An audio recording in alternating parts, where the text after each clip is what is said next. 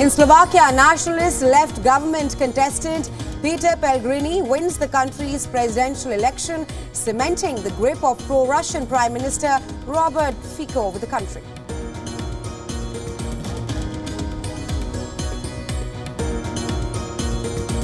Dozens of flights cancelled as Storm Kathleen brings strong winds and the warmest day of the year so far to the UK.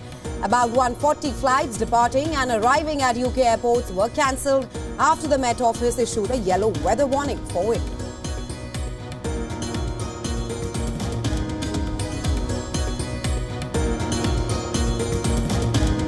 Virat Kohli's unbeaten 113 goes in vain as Joss Butler, 100 not out, guides Rajasthan Royals to a 6-wicket victory over Royal Challengers Bengaluru in the Indian Premier League.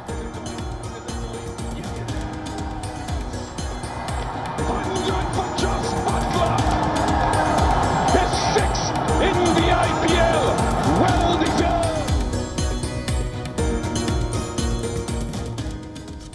Our top focus in World DNA. The war between Israel and Hamas has completed 6 months. 6 months ago, Hamas attacked Israel and took hostages to Gaza. In retaliation, Israel launched an offensive against Hamas and hundreds of Israeli troops entered Gaza. Over 33,000 people, as per the Hamas government in Gaza, have died in the besieged strip so far. Now, a Hamas delegation is set to visit Egypt for fresh talks on a ceasefire. The group's deputy chief in Gaza, Khalil al-Haya, will be in Egypt on Sunday. According to local media reports, the Qatari foreign minister and Israeli delegation and CIA director Bill Burns are expected to attend the meeting in Egypt. Hamas asserted its demand for a permanent ceasefire in the Gaza Strip. The demands also include the withdrawal of Israeli forces from Gaza, a return of the displaced and a ceasefire exchange deal of Palestinian prisoners for Israeli hostages.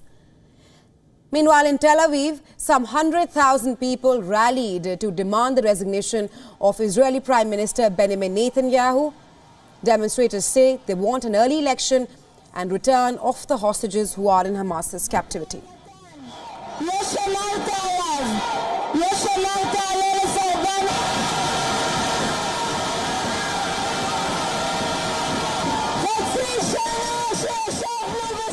I would like that there will be an election in the next 4 months maximum, because this country, which is very good, very strong, will not survive this prime minister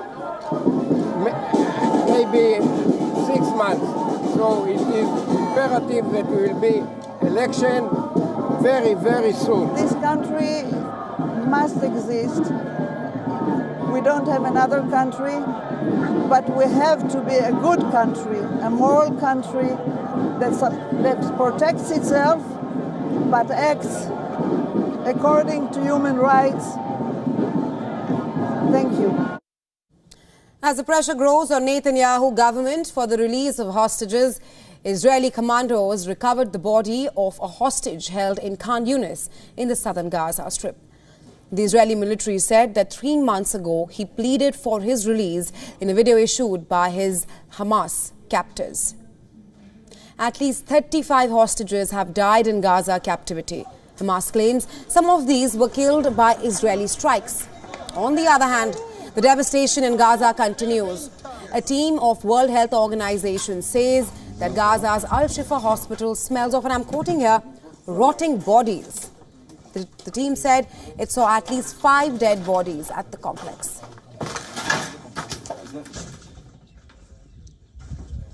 What you also see here in the yard of the hospital are the graves of people who have died. Some of them have been buried, some of them are not yet even buried. So you can see here, and in many other places, you can see the bodies that are rotting under the Gazan sun.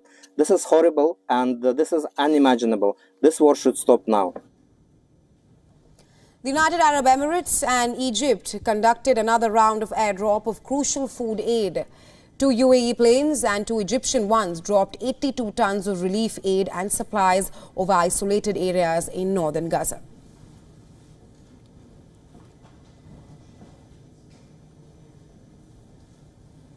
Still on with the continuous coverage of the Israel-Hamas war, 6 months into the ongoing war, and there are definite signals that the conflict has expanded beyond being only about Israel and Hamas. The Israeli bombing of the Iranian embassy in Syria has sort of set off a wave of tensions in the region.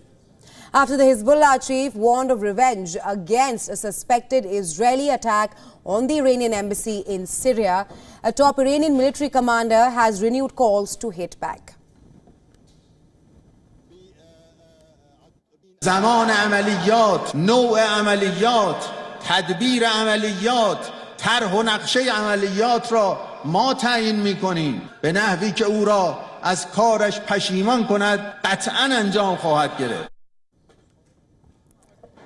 The warnings has put Israel and its longtime ally, the US, on a high alert. According to reports, the US is preparing for a possible attack by Iran targeting Israeli or American assets in the region. America has picked up intelligence that Iran is planning a retaliatory attack that would include a swarm of Shahed loitering drones and cruise missiles. Officials say the timing and target are unknown. But a proportional response to the Damascus attack would be to hit an Israeli diplomatic facility. The attack is likely to come between now and the end of Ramadan next week. At the same time, Israel has also increased its security alert to the highest level. According to reports, Israel has initiated an urgent evacuation of its consulates. The precautionary measure includes relocating some Israeli diplomatic representatives to safer locations and also advising against the organization of hosting any kind of public events. The decision taken by US and Israel comes on the backdrop of a written message where Iran has asked the US to step aside if it does not want to get dragged into Israeli Prime Minister Benjamin Netanyahu's trap as the country prepares a response to a suspected Israeli attack on its embassy in Syria. While Hezbollah, its main proxy in West Asia, has warned Israel that it is prepared for a war. In an address to the supporters to mark Al-Quds Day, the militant group's leader said that the matter of violating Iranian sovereignty is above all political differences. He says they support Iran's right to punish Israel, while also stating that the response was coming.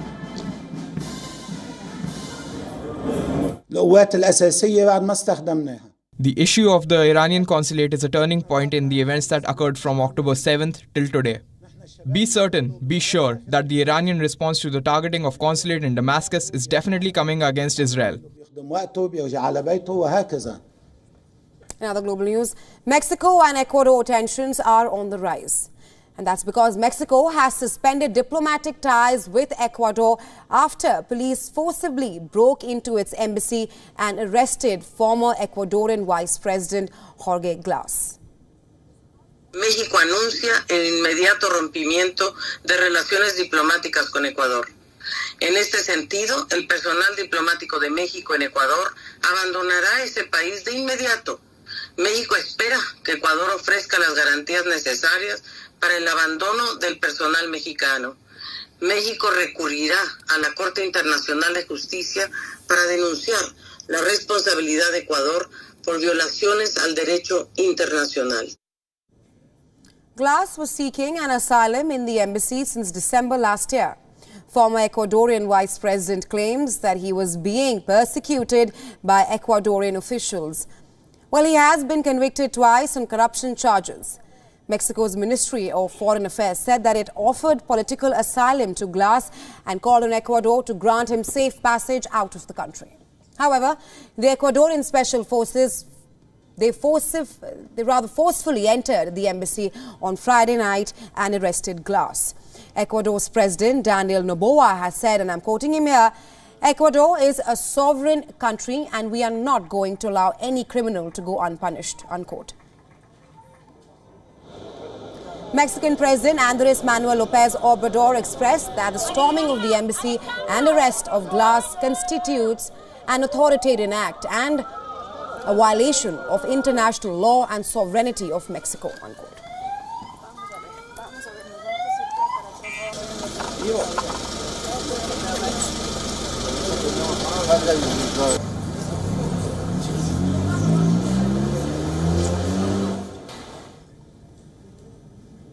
The launch of India's first semi-cryogenic rocket scheduled for today has been delayed again. It uses commercially available aviation turbine fuel or kerosene and medical-grade liquid oxygen. ISRO Chief Dr. S. Somnath spoke exclusively to WION Siddharth MP on this and much more. Take a listen. So finally, coming to, again, one aspect of launch vehicles. So for almost a decade and a half or 2 decades, India has been developing the semi-cryogenic engine, kerosene liquid oxygen. So why has this program taken a considerably longer time than other engine developments? Of course, it's complex, the most powerful engine yet. So tell us more, please. Engine developments are like that. See, if you look at every world over, no engines were developed less than 10 years in the West. And even 10 years was not enough. 10 years it has reached some level of confidence, but it took another 5 years to put it in operation. It is true of most of the engines of the world. So we don't have to blame us because it has taken time, because it is not our own engine. It was an acquired technology.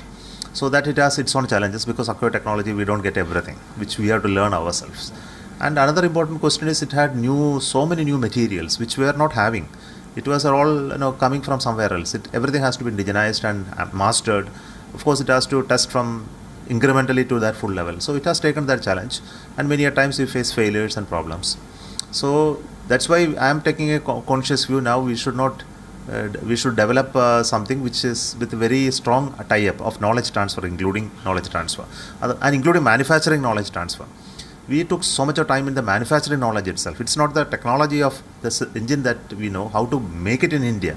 So this is another big issue, because industrial knowledge is very limited in terms of welding, manufacturing, alloying, heat treating, coating, etc. So this is a major challenge for any complex nature of such project.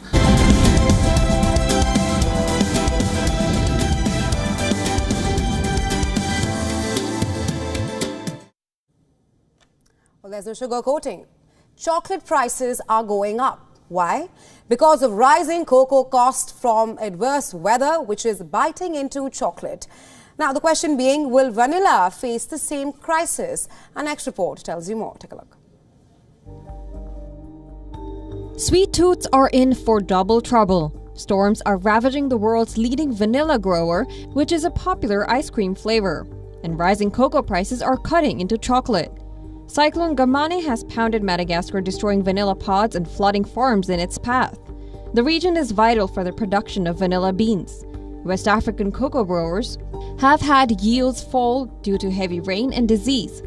Prices of a key ingredient in chocolates, cocoa, have soared to an all-time high due to a global supply shortage. The shortage in supply tripled cocoa prices to as much as $10,000 a ton. As a result, chocolate manufacturers have little choice except to increase prices and reduce serving sizes. So for now, sweet treats are getting more expensive. However, JP Morgan Research projects cocoa prices to come down slightly over the medium term, tracking around the $6,000 mark. For ice cream enthusiasts, the good news is that the shortage of vanilla is not going to last forever either. Some experts say the price of vanilla still needs to get back up after a recent oversupply. So while Sweet Tooth faces a double whammy in the near term, the outlook brings some relief to consumers. Bureau Report, WION World is One.